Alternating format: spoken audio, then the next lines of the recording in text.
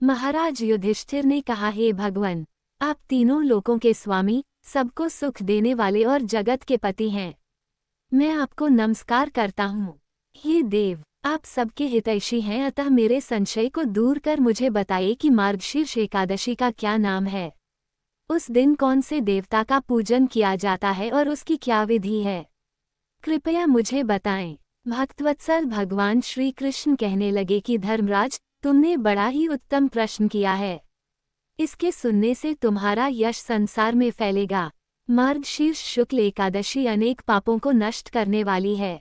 इसका नाम मोक्षदा एकादशी है। इस दिन दामोदर भगवान की धूप दीप नैवेद्य आदि से भक्तिपूर्वक पूजा करनी चाहिए। अब इस विषय में मैं एक पुराणों की कथा कहता हूँ। गोकुल नाम के नगर में वैखानस नामक राजा राज्य करता था। उसके राज्य में चारों वेदों के ज्ञाता ब्राह्मण रहते थे। वह राजा अपनी प्रजा का पुत्रवत पालन करता था। एक बार रात्रि में राजा ने एक स्वप्न देखा कि उसके पिता नरक में हैं।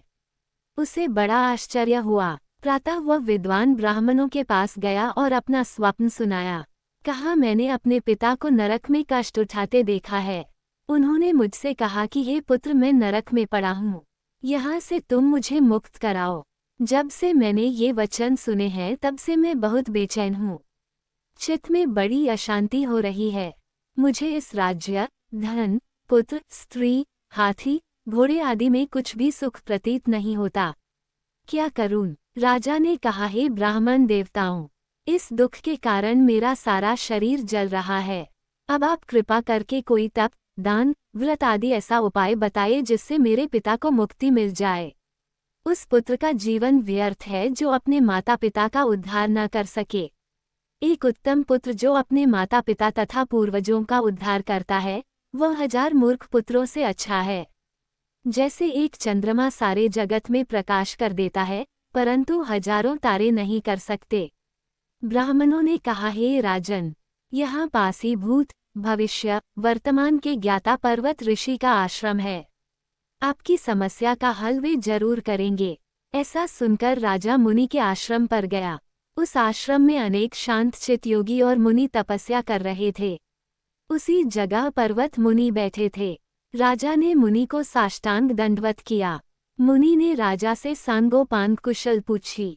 राजा ने कहा कि महाराज, आपकी कृपा से मेरे राज्य में सब कुशल हैं, लेकिन अकस्मात मेरे चित्त में अत्यंत अशांति होने लगी है। ऐसा सुनकर पर्वत मुनि ने आंखें बंद की और भूत विचारने लगे। फिर बोले, हे राजन, मैंने योग के बल से तुम्हारे पिता के कुकर्मों को जान लिया है। उन्होंने पूर्व जन्म में कामातुर होकर एक पत्नी को रति दी, किंतु सौत के कहने पर दूसरे पत्नी को ऋतुदान मांगने पर भी नहीं दिया। उसी पाप कर्म के कारण तुम्हारे पिता को नरक में जाना पड़ा। तब राजा ने कहा, इसका कोई उपाय बताइए। मुनि बोले, हे राजन, आप मार्गशीर्ष एकादशी का उपवास करें और उस उपवास के पुण्य को अपने पिता को संकल्प कर दें।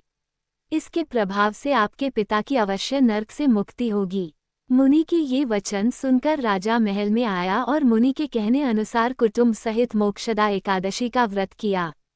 इसके उपवास का पुण्य उसने पिता को अर्पण कर दिया।